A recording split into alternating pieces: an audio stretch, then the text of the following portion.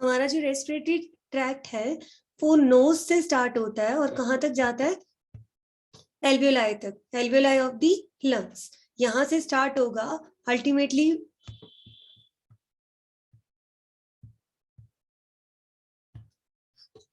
Last point इसका क्या होगा, एल्वियोलाई ऑफ दी लंग्स। जो एक्सटर्नल लेयर्स होते हैं they leads to a passage and its floor is known as palate. ये जो हमारा एक्सटर्नल लेयर्स है, नॉस्ट्रिल्स जो होती हैं, यहां से एयर अंदर जाती है, ठीक है। ये जो नेज,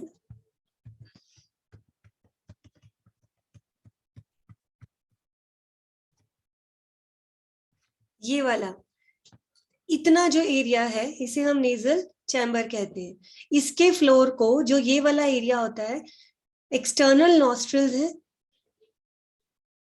यहां से जो एरिया अंदर जा रहा है, ठीक है, इस एरिया को क्या कहते हैं हम, नेजल चैम्बर। सबसे पहले एयर जो है इसमें आती है, ठीक है। इसके फ्लोर को किस नाम से जाना जाता है, पैलेट के नाम से। नेजल चैम्बर जो है it has divided into 3 parts. एक ही चैम्बर को 3 पार्ट्स में डिवाइड करते हैं। ये जो इतना एरिया है, फर्स्ट वाला पोर्शन, इसको कहते हैं वेस्टिबुलर चैम्बर। फिर उसके बाद थोड़ा सा पोर्शन, उसको क्या कहते हैं, रेस्पिरेटरी चैम्बर। नेक्स्ट जो पोर्शन है this is known as the olfactory chamber. एक ही रास्ता है, एक ही चैम्बर है, इसको अलग अलग पार्ट्स में डिवाइड किया है, सबका फंक्शन अलग अलग है, तीनों मिलके नेजल चैम्बर बनाते हैं। वेस्टिबुलर चैम्बर का काम होता है, जो सबसे पहला पहला है, कि जैसे ही नाक में एयर आती है उसको ये फिल्टर करता है। कोई माइन्यूट पार्टिकल है, डस्ट पार्टिकल है, तो उसको ट्रैप करेगा, आगे वो नहीं जानी चाहिए। लंग्स तक तो सवाल ही नहीं उठता उसके जाने का, ठीक है। Then comes respiratory chamber. इसका काम होता है एयर के टेम्परेचर को रेगुलेट करना। मतलब अगर बहुत ज्यादा कूल एयर आपकी बॉडी में चली जाती है तो लंग्स, एल्वियोलाई ट्यूब जो है वो श्रिंक हो जाती है। और अगर बहुत ज्यादा गर्म हवा जाएगी तो अंदर का जो म्यूकस होता है, सिक्रीशन होती है, वो सूखने लग जाएगी। गर्मी में क्या होता है, इवेपोरेशन होती है, ठीक है। तो दोनों ही डेंजरस है। बॉडी का जो आपका टेम्परेचर है, रूम नॉर्मल टेम्परेचर है, उतने टेम्परेचर पे एयर होनी चाहिए। तो उसको वहां टेम्परेचर पे लाने का काम कौन करता है, रेस्पिरेटरी चैम्बर। नेक्स्ट चैम्बर कौन सा है, ऑल्फैक्टरी चैम्बर। नाम से ही पता लगता है कि ये जो ऑल्फैक्टरी चैम्बर है ये सेंस करने का काम करता है। सेंस किसको करेगा, स्मेल को। कोई भी प्लीजेंट स्मेल है, कोई प्लीजेंट ऑर्डर है, अनप्लीजेंट ऑर्डर है, उसको क्या, कौन स्मेल करता है, ऑल्फैक्टरी चैम्बर, ठीक है। इस तरह से ये 3 चैम्बर्स हैं, तीनों मिलके एक चैम्बर बनाते हैं, nasal chamber. In each nasal chamber there are membranous folds which are known as the कॉन्की और टर्मिनल्स। मैंने बताया था इसको बहुत ज्यादा डिटेल में नहीं करना, लेकिन तुम्हें कॉन्की के बारे में पता होना चाहिए कि जैसे मैंने यहाँ ड्रॉ किया है, ये जो नेजल चैम्बर होता है ये बिल्कुल स्मूथ नहीं होता। इसके अंदर ऐसे स्किन फोल्ड हुई हुई होती है इस तरह से। ये फोल्डिंग जो है, इन फोल्डिंग को क्या कहते हैं, कॉन्की या फिर टर्मिनल्स। इन कॉन्की का काम सिर्फ सरफेस एरिया को बढ़ाना होता है। अगर एक सीधी मेम्ब्रेन है और एक मेम्ब्रेन इस तरीके से है, ठीक है, तो सरफेस ज्यादा लंबी कौन सी, अगर खोल के देखें तो ऑब्वियसली ज्यादा लंबी ये वाली है। जितनी ज्यादा लेयर लंबी है उतना ज्यादा उसका सरफेस एरिया बढ़ जाएगा। तो सबसे पहले जो एयर है एक्सटर्नल नॉस्ट्रिल से नेजल चैम्बर में आती है। नेजल चैम्बर के 3 पार्ट है, वीसी, आरसी एंड ओसी। कॉन्की के बारे में सिर्फ इतना पता होना चाहिए कि होते क्या और इनका काम क्या है, सिर्फ सरफेस एरिया को ये बढ़ाते हैं, ठीक है। उसके बाद जो एयर है वो कहाँ पहुंचती है, air comes into the larynx, ठीक है। यहाँ ये एक्सटर्नल लेयर्स थे, नेजल चैम्बर में एयर आई, फिर कहाँ आती है, लैरिंग्स के अंदर। ये लैरिंग्स जो है बेटा एक ट्यूब है, एक तरह से पाइप लाइक स्ट्रक्चर है। इस पाइप का ऐसे टीएस कट करें, अगर हम पाइप को सेंटर से कट करके देखें, मान लो हमने इसका टीएस कट करके ऐसे ऊपर से देखा तो लैरिंग्स इस तरीके से दिखाई देता है। यहाँ पे वोकल कोड है और एक यहाँ वोकल कोड है। इन चाहे मेल हो चाहे फीमेल हो, इस तरह से स्ट्रक्चर दिखाई देता है। ये जो 2 हैं दीज आर वोकल कोड्स। कई जगह ऐसे लिखा होगा कोड्स, दोनों सेम है, ठीक है। वोकल कोड्स का मतलब क्या है, ये कॉर्ड्स हैं जो कॉन्ट्रैक्ट और रिलैक्स करती हैं, जिसकी वजह से आपकी वॉइस प्रोड्यूस होती है, ठीक है। हर किसी की जो वॉइस है अलग है, मेल की अलग है, फीमेल की अलग है, that is all because of these vocal cords. इस ट्यूब के अंदर ये जो खाली एरिया है this is known as the glottis, ठीक है। अब ये हमारी वो है साउंड बॉक्स है, यहाँ से हमारी आवाज बनती है, ठीक है। जब आप हवा बाहर निकालते हो, बाहर छोड़ते हो, उस टाइम पे साउंड प्रोडक्शन होता है, ये ध्यान रखना है। Sound is produced during the exhalation, ठीक है। और उस टाइम पे ये जो वोकल कॉर्ड्स होती हैं ये कॉन्ट्रैक्ट करती है, तब जाके आवाज जो है वो प्रोड्यूस होती है। लेरिंग्स के अंदर फूड कभी नहीं जाना चाहिए, फेरिंग्स के जस्ट ये नीचे होता है, ठीक है। फेरिंग्स में फूड भी आ रहा है, एयर भी आ रही है। लेरिंग्स को सिर्फ एयर चाहिए, फूड नहीं चाहिए। तो फूड इसमें ना आ जाए इसीलिए बोलते वक्त, सॉरी, खाना खाते वक्त एक कवर होता है एपिग्लॉटिस, ठीक है, जो ग्लॉटिस को कवर करके रखता है ताकि इसमें फूड जो है वो ना चला जाए। हम ये ऑलरेडी डिटेल में डिस्कस कर चुके हैं पहले भी। नेजल चैम्बर के बाद कहाँ आती है? एयर। लेरिंग्स के अंदर, लेरिंग्स को वॉइस बॉक्स भी कहते हैं, ठीक है। मेन चीजें इसके बारे में ध्यान रखना कि ये टोटल 4 कार्टिलेज से बना है। Type of cartilages is 3, thyroid, cricoid and arytenoid. नाम इसके पता होने चाहिए, कौन सा कितने नंबर में है ये पता होना चाहिए, कॉम्पिटिटिव एग्जाम में पूछ लेते हैं, ठीक है। तो ये कार्टिलेजेस जो है ये इसको सपोर्ट देते हैं। कोई आगे से सपोर्ट दे रहा है, कोई बैक साइड से सपोर्ट देता है, कोई लोअर पार्ट पे सपोर्ट दे रहा है। बेसिकली लेरिंग्स को सपोर्ट करने के लिए ये कार्टिलेजेस हैं, ठीक है। कार्टिलेज ग्लॉटिस मैंने समझाया आपको, उसको कवर करने के लिए देखो सिंपल सा है। लेरिंग्स के अंदर एक ओपनिंग है ग्लॉटिस, ग्लॉटिस को कवर करने वाला कवर कौन सा है? एपिग्लॉटिस, ताकि जो खाना है वो इसमें ना चला जाए, सिर्फ एयर जानी चाहिए, ठीक है। मेल में जो वोकल कॉर्ड्स होती हैं वो ज्यादा लंबी होती हैं और ज्यादा डेवलप होती हैं, 2.5 सेंटीमीटर। फीमेल में इससे कम डेवलप और स्मॉलर होती है, ठीक है। मेल और फीमेल की साउंड जो है वो अलग होती है, पिच अलग होती है, एक भारी आवाज होती है और एक पतली आवाज होती है, ठीक है। Sound is produce during the vibration of the vocal cords. जैसे जैसे जब आप बोलते हो, अब अपने गले की तरफ फील भी करना है, ऐसे कुछ हिलता हुआ, वाइब्रेट होता हुआ फील भी होता है। These are the vocal cords. बहुत ज्यादा फील नहीं होता, हल्का फुल्का। उसके बाद लेरिंग्स के बाद कहाँ आ जाते हैं ये? ट्रैकिया के अंदर। सबसे पहले एयर नेजल चैम्बर में आई, नेजल चैम्बर से ये फेरिंग्स से होती हुई लेरिंग्स में आई। फेरिंग्स हम डिस्कस नहीं करते हैं। नेक्स्ट आ गया ट्रैकिया, ठीक है। ट्रैकिया क्या है? जैसे इस डायग्राम में मैंने दिखाया था, ट्रैकिया को विंड पाइप भी बोलते हैं। This blue colour region, this is known as the trachea. ये जो ब्लू कलर का रीजन है ये ट्रैकिया है, ठीक है। इस ट्रैकिया की स्पेशलिटी क्या है कि ये इस तरह से ट्यूब आ रही है, आगे जाके ये बाइफरकेट हो जाती है। ये फाइनल रिवीजन है बेटा, इसको अच्छे से इस टाइम समझ लो, इसके बाद में सीधा आप टेस्ट लूंगी, ठीक है। ट्रैकिया के जो अपीयरेंस है, यहाँ पे ऐसे रिंग लाइक स्ट्रक्चर होते हैं इस तरह से, और ये जो रिंग्स भी होते हैं ये कंप्लीट नहीं होते, सिर्फ आगे से कंप्लीट है, पीछे से कंप्लीट नहीं है। द रीजन इज ये जो सी शेप रिंग है ये ट्रैकिया को सपोर्ट करते हैं। They give support to the trachea from the front only. Back side से ट्रैकिया को सपोर्ट है हमारे चेस्ट रीजन में, सामने ये ट्रैकिया है, जस्ट इसके पीछे एक और ट्यूब है ईसोफेगस, उसके पीछे एक और ट्यूब है, ठीक है। That is the vertebral column. तो सबसे आगे ट्रैकिया है, दिस इज ट्रैकिया, इसके पीछे एक और ट्यूब है, दिस इज ईसोफेगस, उसके पीछे एक और ट्यूब है, this is known as the vertebral column. ये जो आपकी बैक, किसी इंसान को फ्रंट से देखो तो ट्रैकिया है आगे, बैक से देखो तो वर्टिब्रल कॉलम है। तो ट्रैकिया को पीछे से तो सपोर्ट है ना दो ट्यूब्स की, फ्रंट से सपोर्ट कौन देते हैं? ये रिंग्स। ट्रैकिया को विंड पाइप भी कहते हैं, ठीक है। विंड पाइप, जहां से अब यहाँ से हमारी जो एयर है वो कहाँ जाएगी? लंग्स में, दिस ब्लू कलर रीजन, और this is supported by the cartilaginous rings, right. ये रिंग्स हाफ क्यों होते हैं? क्योंकि फ्रंट से सपोर्ट करना होता है, बैक साइड से सपोर्ट नहीं करना होता। ये ट्रैकिया 2 पार्ट में डिवाइड हो जाता है, ठीक है।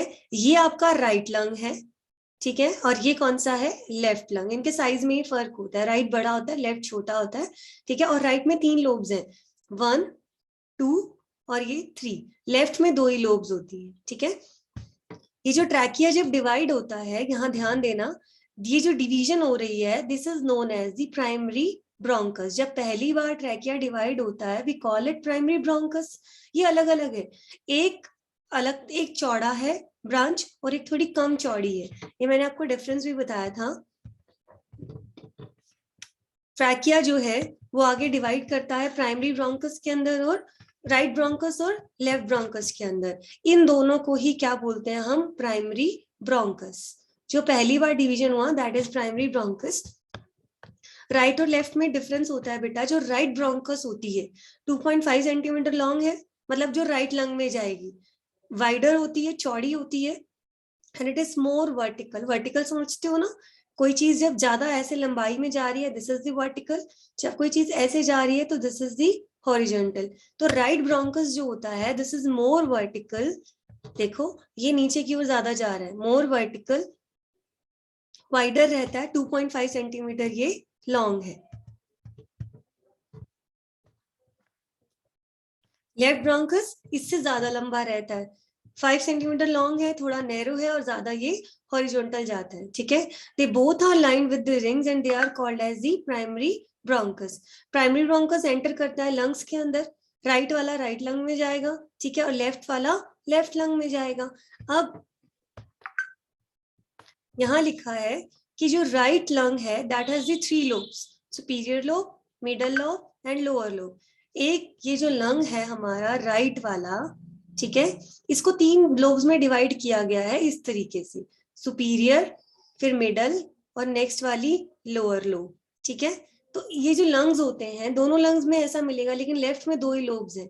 तो जो प्राइमरी ब्रोंकस इसमें एंटर करती है तो वो lobes, number of lobes check करती है। 3 लोब्स हैं तो वो 3 ब्रांच में डिवाइड होगी, एक यहाँ जाएगी और एक ब्रांच इसकी यहाँ जाएगी, इस तरीके से।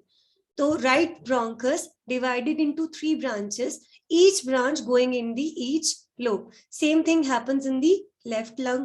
ठीक है, लेफ्ट में 2 लोब्स हैं तो वो 2 पार्ट में डिवाइड हो जाएगी। प्राइमरी ब्रोंकस जब डिवाइड हुई तो जो नेक्स्ट ब्रांचेस बनेंगी those are known as the secondary bronchus.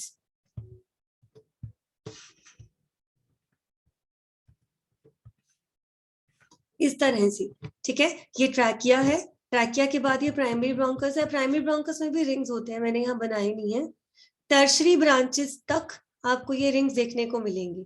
ठीक है, तो ये डिवाइड कितनी बार आगे करेगी ये डिपेंड करता है कि कितनी लोब्स हैं। लंग्स के नीचे ये वाला जो रीजन होता है this is known as the diaphragm. ये चेस्ट कैविटी को एब्डोमिनल कैविटी से सेपरेट करती है। ठीक है, कल आगे हम पढ़ेंगे डायफ्राम ही है जो लंग्स का वॉल्यूम बढ़ाने और घटाने में भी हेल्प करती है। This was all about the trachea and primary bronchus.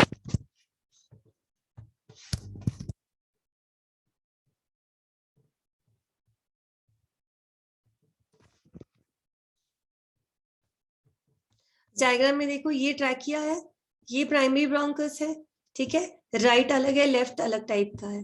अब जो राइट वाला है ये आगे 3 ब्रांच में डिवाइड हुआ है, क्योंकि राइट लंग में जो है 3 लोब्स होती हैं, 1, 2 और 3। ये 2 लोब्स में डिवाइड हुआ है, 1 और ये 2।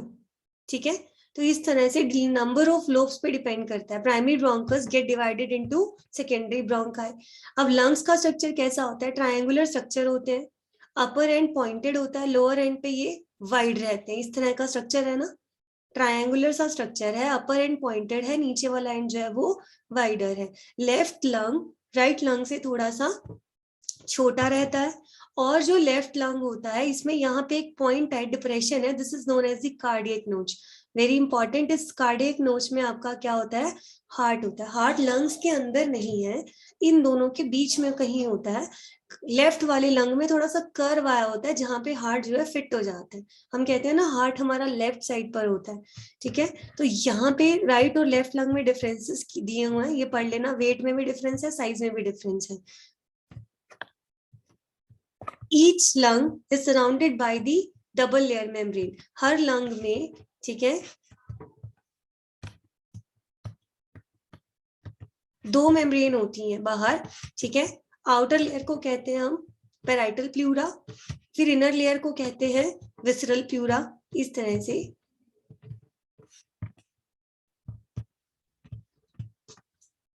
जो लंग्स हैं, राइट हो या लेफ्ट हो, इनके अलग अलग लेयर्स होती हैं।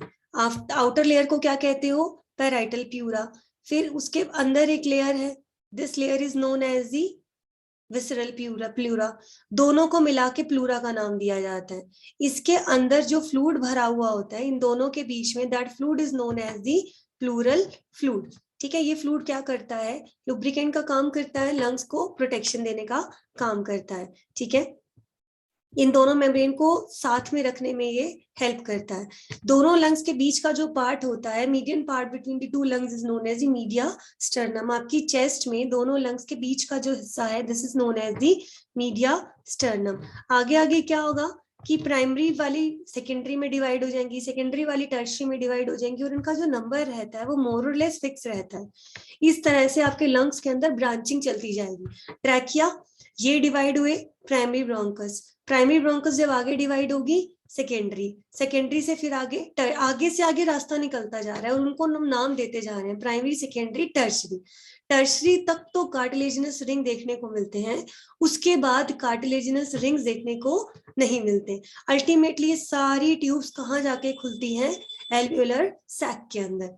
नेजल चैम्बर से शुरू हुए थे हम, नॉस्ट्रल से शुरू हुए थे और कहाँ पहुंच गए, एल्वियोलाई तक। यहां तक एयर को लेके आना होता है, this is our respiratory surface. Bronchial intercom क्या होता है, ये जो सारा नेटवर्क फैला हुआ है, this network is known as the bronchial intercom. जब एक रियल में एक लंग्स की इमेज देखो तो उसमें ऐसे जैसे पेड़ की जड़ें फैली होती है ना, ऐसे ब्रांचेस दिखाई देती हैं। ठीक है, इस सबको हमने क्या कहा है, ब्रोंकियल इंटरकॉम। अल्टीमेटली सबने कहा जाके ओपन होना है, एल्वियोलाई सैक के अंदर, जो हमारा रेस्पिरेटरी सरफेस है। नोज से एयर अंदर आई थी और कहां तक पहुंच गई, एल्वियोलाई तक। एल्वियोलाई कैसी होती है, इस तरह का स्ट्रक्चर है एल्वियोलाई का, बैलून लाइक स्ट्रक्चर होता है। ये सेंटर में क्या है, एल्वियोलर कैविटी, ये इसकी पतली सी लेयर है, एपिथेलियम की बनी होती है, और epithelium always lie on the basement membrane. आपने टिश्यूज वाले चैप्टर में पढ़ा था कि जो सिंपल एपिथेलियम लेयर होती है वो बेसमेंट मेम्ब्रेन पे लाई करती है, क्योंकि उसको डायरेक्टली खुद को ब्लड सप्लाई नहीं होती। तो ये वाली लेयर नीचे, ये येलो येलो सी बीच में बेसमेंट मेम्ब्रेन, और ये ब्लड सप्लाई है, जैसे ये एल्वियोलाई है। ठीक है, और आपको मैंने बताया था रेस्पिरेटरी सरफेस में ब्लड सप्लाई बहुत रिच होनी चाहिए। एल्वियोलाई सिंपल एपिथेलियम की बनी है, तो इसके नीचे नीचे क्या मिलेगी, बेसमेंट मेम्ब्रेन। ठीक है, ये तो ये हो गया। अब इसके साथ साथ ब्लड सप्लाई भी चल रही है, क्योंकि अगर ब्लड सप्लाई नहीं होगी तो गैसियस एक्सचेंज आगे होगा कैसे। सपोज ये कोई ब्लड वेसल है, ठीक है, तो ये वाली मेम्ब्रेन एपिथेलियम, ये वाली मेम्ब्रेन बेसमेंट मेम्ब्रेन, और ये ब्लड कैपिलरी के लिए, ये तीनों मिलकर हमारी क्या बनाती हैं, रेस्पिरेटरी मेम्ब्रेन। यहां से हमारा क्या है, गैसियस एक्सचेंज होता है। ठीक है, एल्वियोलाई के एपिथेलियम, फिर उसके नीचे वाली बेसमेंट मेम्ब्रेन, फिर ब्लड कैपिलरी वाली लेयर, ये सारा यही बनाया हुआ है। It acts as the respiratory membrane, जहां से हमारा जो गैसेस एक्सचेंज पॉसिबल है। एक एल्वियोलर सैक के अंदर 8 से 10 एल्वियोलाई होते हैं, एक पाउच के अंदर। ठीक है, तो यहां तक हमने क्या किया, एक्सटर्नल लेयर्स होते हैं, ओपनिंग्स होती हैं, हम हवा अंदर लेते हैं नेजल पैसेज में, आगे नेजल चैम्बर में। इसमें 3 पार्ट थे, वेस्टिबुलर चैम्बर,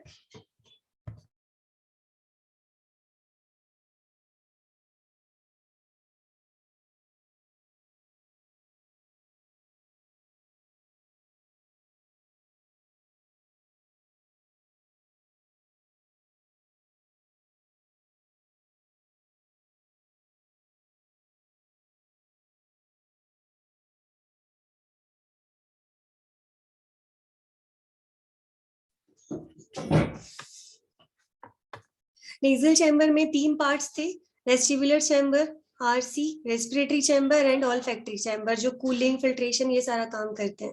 फेरिंग्स के बारे में हमने डिस्कस नहीं किया, इसमें फूड और एयर दोनों आती है। फिर आता था लैरिंग्स, लैरिंग्स को वॉइस बॉक्स कहते हैं, वोकल कॉर्ड्स है, कार्टिलेजेस होते हैं इसके अंदर, एक ओपनिंग है that is known as the glottis, कैसे साउंड प्रोड्यूस होती है। ठीक है, हमने रेस्पिरेटरी सिस्टम में लैरिंग्स को इसीलिए पढ़ा क्योंकि ये जो हवा अंदर आती है और हवा बाहर जाती है उसी टाइम हमारी आवाज प्रोड्यूस होती है। We produce the sound during the exhalation, इसको क्या कहते हैं हम, वॉइस बॉक्स। ठीक है, फिर आता है ट्रैकिया। ट्रैकिया एक ऐसी ट्यूब है जिसके ऊपर क्या है, हाफ हाफ रिंग्स होते हैं, ये फिर आगे ब्रांचिंग करता है। ठीक है, primary bronchus, secondary bronchus, tertiary bronchus, bronchioles, alveolar duct और एल्वियोलाई, ये ब्रांचिंग होते होते ये सारा फिर लंग्स के अंदर चल रहा है ये सारा काम। ट्रैकिया ही था जो लंग्स के बाहर था, अब सारा कुछ कहाँ है, लंग्स के अंदर। इस पूरे नेटवर्क को क्या कहते हैं? ब्रोंकियल कोम, ठीक है, इंटरकोम, सॉरी, इस सारी ब्रांचिंग को। तो इस तरह से जो एयर है वो कहाँ पहुंच जाती है? अल्टीमेटली एल्वेलाई तक।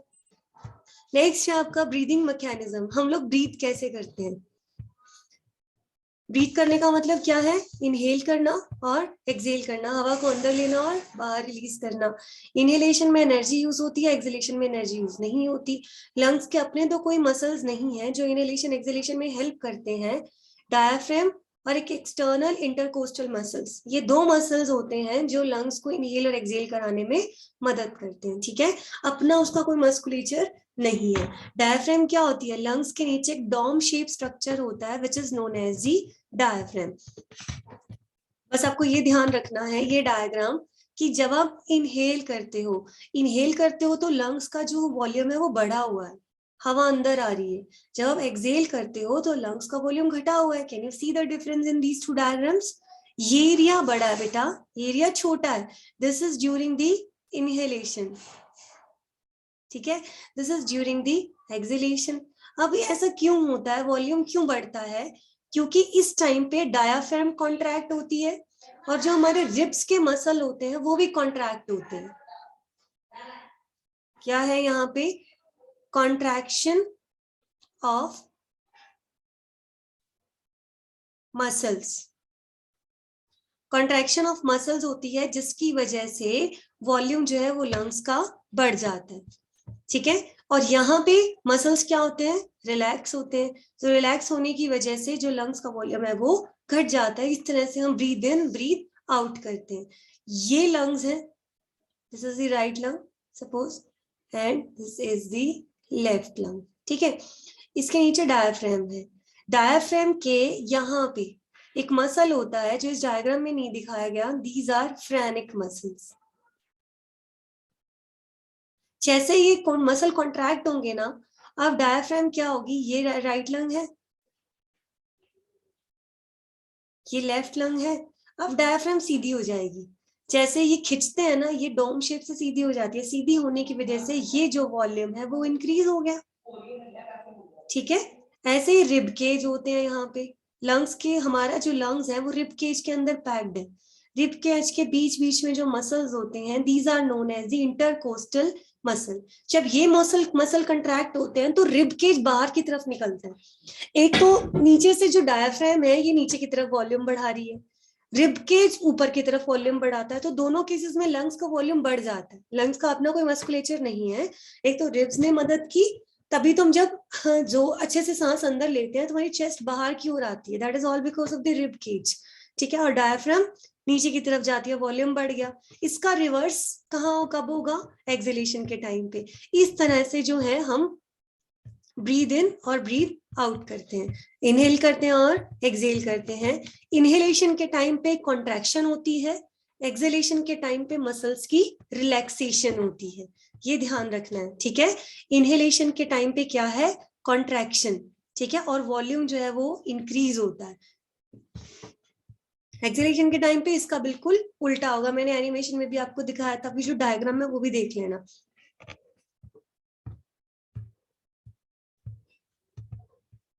जैसे ही अपनी बुक में यहाँ साथ साथ मेंशन कर लेना, मसल जो है यहाँ पे कॉन्ट्रैक्ट करते हैं, ये पॉइंट लिख लेना बुक में साथ साथ। मसल कॉन्ट्रैक्ट करते हैं तो volume of the lungs increases, volume of the lung increases तो partial pressure of the air in the lungs decreases. जब वॉल्यूम बढ़ जाएगा, फैल जाएगा, तो अंदर प्रेशर कम हो जाएगा, तो air moves in from outside.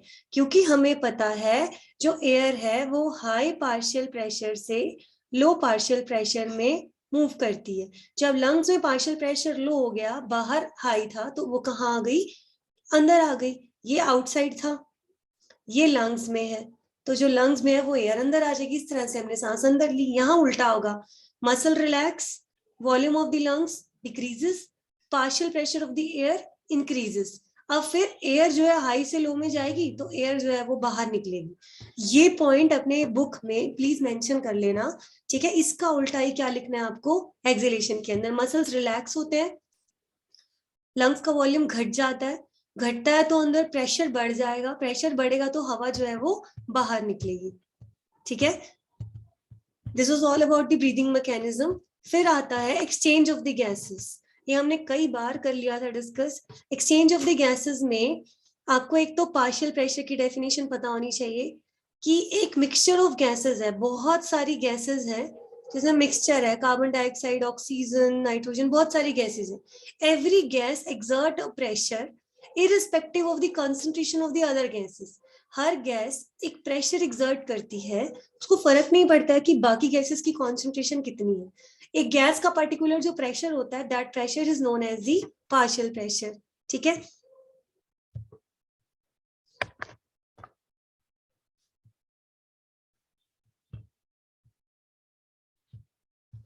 यहाँ पे एयर जो है एक्सचेंज पढ़ना है हमें। Exchange of the gases always takes place from the high partial pressure to low partial pressure. ये ध्यान रखना है, इस टेबल को ध्यान रखना है, एक लाइन अपने दिमाग में बिठा लो, gases always diffuses from a region of its high partial pressure to region of its lower. जहां इसका पीपी हाई होगा वहां से ये लो में जाएगी। ये टेबल तुम्हें लर्न रखनी है। ऑक्सीजन का एटमोस्फेयर में कितना है, 159, एल्वेलाई में कितना है, 104। तो ऑक्सीजन एटमोस्फेयर से कहाँ आई, हमारे फेफड़ों के अंदर, फिर फेफड़ों से कहा जाएगी, हमारे डीऑक्सीजनेटेड ब्लड के अंदर। डीऑक्सीजनेटेड ब्लड अब क्या बन गया, ऑक्सीजनेटेड। ये किसको देगा, टिश्यूज को। Gas always move from high partial pressure to low partial pressure. हमने यही देखा, एटमोस्फेयर से एल्वेला, एल्वेला से deoxygenated blood and then to the tissues. Oxygen carbon dioxide उल्टी चलेगी, टिश्यू में ज्यादा है, यहाँ कम है, यहाँ आ जाएगी, ठीक है। यहां से यहां आएगी और यहां से बाहर निकल आएगी। Gases always move from a region of its high partial pressure to its lower partial pressure. ये भी हमने इस डायग्राम से खूब अच्छे से समझा था। ब्लू कलर किसको रिप्रेजेंट करता है, ये वाला blue colour represent D oxygenated blood, red colour represent oxygenated blood. Oxygen से स्टार्ट करते हैं, देखो बाहर 159 mm पार्शियल प्रेशर है, हमने सांस ली, बाहर से हवा हमारे फेफड़ों में आ गई, these are the lungs, alveoli के अंदर आ गई, ठीक है। अब डीऑक्सीजनेटेड ब्लड के पास बहुत कम थी, इसने यहाँ से ऑक्सीजन जो है वो रिसीव करी, और अब ये ब्लू रेड बन गया, डीऑक्सीजनेटेड ब्लड ऑक्सीजनेटेड बन गया ऑक्सीजन लेते ही, ठीक है। ये होती हैं पल्मोनरी वेन्स। ये ऑक्सीजनेटेड ब्लड को यहाँ से कहाँ लेकर आ रही है, इधर। अब टिश्यू में कम है प्रेशर ऑक्सीजन का, तो इसने किसको दे दिया, टिश्यू को। तो हमने एटमॉस्फेयर से ऑक्सीजन लेकर किसको दी, एल्वियोलाई को, एल्वियोलाई ने किसको दी, ब्लड को, ब्लड ने अल्टीमेटली किसको दी, टिश्यू को। यही हमारा पर्पस था कि हर सेल को, हर टिश्यू को ऑक्सीजन मिल जानी चाहिए।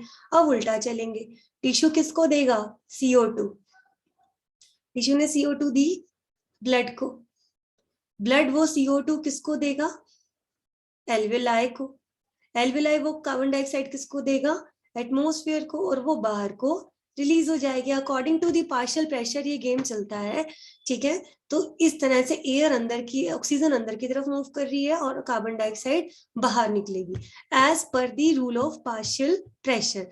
हायर से लोअर में मूव करता है ये। This was the exchange of the gases. ये सारा यही लिखा हुआ है जो मैंने अभी बोला है।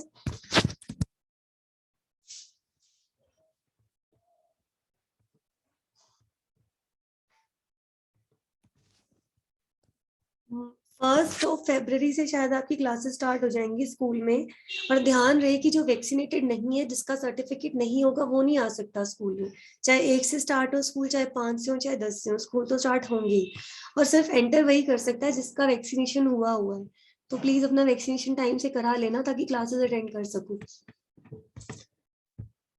नेक्स्ट था transport of the gases. Exchange के बाद ट्रांसपोर्ट कौन करता है, हीमोग्लोबिन। अब हीमोग्लोबिन का क्या था, ये ऑक्सीजन को भी ट्रांसपोर्ट करता है और ये CO2 को भी ट्रांसपोर्ट करता है। ध्यान है, हमने पढ़ा था एक्सचेंज हो गया, ठीक है। एक्सचेंज के बाद जो हीमोग्लोबिन है बेटा, ये ऑक्सीजन को भी ट्रांसपोर्ट कर सकता है और ये कार्बन डाइऑक्साइड को भी ट्रांसपोर्ट कर सकता है। हमने 100% अगर ऑक्सीजन इनटेक किया है तो उसका 3% डिसॉल्व्ड फॉर्म में जाता है ओनली। ठीक है। और 97% होता है जो हीमोग्लोबिन के साथ बाइंड होके जाता है। तो ये हमारे लिए बहुत ज्यादा इंपॉर्टेंट है। जैसे CO2 तीन फॉर्म में जाती है, 7%, 75%, 10, 23%। 7% जाती है in the form of the carbonic acid, 75% जाती है in the form of sodium hydrogen carbonate and potassium hydrogen bicarbonate, 23% जाती है in the form of carb amino haemoglobin. ठीक है। तो हीमोग्लोबिन दोनों गैसेस की ट्रांसपोर्टेशन में हेल्प कर रहा है। 97% ऑक्सीजन इसी के थ्रू जाती है और कार्बन डाइऑक्साइड 23% इसके थ्रू जाती है। ठीक है। हीमोग्लोबिन में एक आयरन होता है जो ऑक्सीजन के साथ बाइंड करता है। एक हीमोग्लोबिन में 4 आयरन होते हैं। तो एक हीमोग्लोबिन कितनी ऑक्सीजन से बाइंड कर सकता है? 4 ऑक्सीजन से। मैंने लिखा है यहाँ पे, each ferrocene binds to the one molecule of the oxygen। ठीक है। तो इसका मतलब जो एक हीमोग्लोबिन है वो कितनी ऑक्सीजन से बाइंड कर पाएगा? 4 ऑक्सीजन से। ठीक है। अगर हम ग्राम्स में और ml में बात करें तो 1 gram of the haemoglobin can transport 1.34 ml of the oxygen. ये डाटा आपको लर्न रखना है। मेल और फीमेल में हीमोग्लोबिन की वैल्यू ऑलवेज डिफरेंट होती है। ठीक है। Generally 100 ml of the blood has 15 gram of the, एक हेल्दी पर्सन के अंदर 15 ग्राम हीमोग्लोबिन होता है पर 100 ml ऑफ द ब्लड। तो अगर 1 ग्राम हीमोग्लोबिन इतनी ऑक्सीजन ट्रांसपोर्ट करता है तो 15 ग्राम कितनी करेगा? ये जनरल वैल्यूज हैं जो तुम्हें याद रखनी है। अगर तुमसे पूछते हैं एक हीमोग्लोबिन कितने ऑक्सीजन मॉलिक्यूल से बाइंड करता है, दैट इज द 4। और 1 ग्राम हीमोग्लोबिन कितने ml ऑक्सीजन लेके जाता है, दैट इज 1.34। ठीक है। तो ये किस तरह से ट्रांसपोर्ट होती है सारा पढ़ लेना। मैंने बता दिया कि अलग अलग पोर्शन है। 7% in the form of the carbonic acid. ठीक है। ये लोकेशन याद रहनी चाहिए कि ये कहाँ है, प्लाज्मा के अंदर। 70% बड़ा मेजर पोर्शन किस फॉर्म में जाता है? कार्बोनेट्स की फॉर्म में। जब ये रिएक्शन हो रही होती है आरबीसी के अंदर, बाइकार्बोनेट जब आरबीसी से बाहर निकलते हैं तो क्लोरीन उतना ही अंदर जाता है। For every molecule of the bicarbonate a single molecule of chlorine moves inside। मतलब जितने ये बाहर आएंगे, ये रिएक्शन जब चल रही होती है कार्बोनेट बनाने वाली आरबीसी के अंदर, तो जब बाइकार्बोनेट आरबीसी से बाहर आता है पीएच को मेंटेन करने के लिए क्लोरीन अंदर जाता है। तो इस प्रोसेस को क्या कहते हैं हम? Chloride shift. और इसका पर्पस क्या होता है? To maintain the pH. देखा है ना। Movement of the chloride ion is known as the chloride shift. Hamburger's नाम के साइंटिस्ट ने दी थी तो इसको हैम्बर्गर्स इफेक्ट भी कहते हैं। इसका पर्पस होता है कि आयनिक जो पीएच है, आयनिक बैलेंस है, वो मेंटेन रहे। ठीक है। तो इस तरह से ये रिएक्शन हमने की थी। नेक्स्ट था 23% किस फॉर्म में जाता है? कार्ब अमाइनो हीमोग्लोबिन की फॉर्म में। सबसे पहले 7% क्या होता है? CO2 वाटर के साथ कंबाइन करती है, कार्बोनिक एनहाइड्रेज एंजाइम है, कार्बोनिक एसिड बनता है। 7% कार्बन डाइऑक्साइड तो इस फॉर्म में चली गई। फिर क्या है? कुछ कार्बन डाइऑक्साइड आरबीसी के अंदर वाटर से कंबाइन करके कार्बोनिक एसिड बनाती है। वहां तो एज ए कार्बोनिक एसिड ही निकल गया था। यहाँ पे कार्बोनिक एसिड टूटता है हाइड्रोजन आयंस और बाइकार्बोनेट आयंस में। ये बाइकार्बोनेट आयन आरबीसी से बाहर निकल आते हैं और उल्टे क्लोरीन अंदर चले जाते हैं। ठीक है। बाहर आके ये सोडियम और पोटेशियम से बाइंड कर जाते हैं। 23% किस में बाइंड करता है? हीमोग्लोबिन के साथ बाइंड करता है to form carbaminohaemoglobin. ठीक है। इस तरह से हीमोग्लोबिन के पास कार्बन मोनोऑक्साइड के साथ बाइंड करने की भी कैपेसिटी होती है, but that is highly poisonous for us, highly dangerous for us. तो हीमोग्लोबिन जो नॉर्मली बाइंड कर सकता है that is to the oxygen and carbon dioxide. जो लोग स्मोकिंग सिगरेट स्मोक करते हैं जिनमें इनकम्प्लीट कंबस्टन होती है उसमें कार्बन मोनोऑक्साइड बनती है। तो जितना हीमोग्लोबिन कार्बन मोनोऑक्साइड से बाइंड कर जाएगा उतना हीमोग्लोबिन तो मान लो खत्म। अब वो हीमोग्लोबिन दोबारा ऑक्सीजन से या CO2 से बाइंड नहीं कर पाएगा तो हमारी बॉडी की उसकी जो कैपेसिटी है वो कम हो जाती है। इस तरह से ये जो हीमोग्लोबिन है वो ट्रांसपोर्टेशन में हेल्प करता है। लास्ट के 3-4 टॉपिक रह गए, कल इसको फटाफट रिवाइज करके हम अगला चैप्टर स्टार्ट कर देंगे। और इस चैप्टर का जो टेस्ट है वो सैटरडे या मंडे को होगा, मैं बता दूंगी आपको, ठीक है। नेक्स्ट हम स्टार्ट करेंगे बॉडी फ्लूइड्स एंड सर्कुलेशन। इतना अब तक जो मैंने रिवाइज कराया ये फाइनल आज पढ़ लेना, नेक्स्ट कल करा के फिर अगला चैप्टर शुरू कर दूंगी।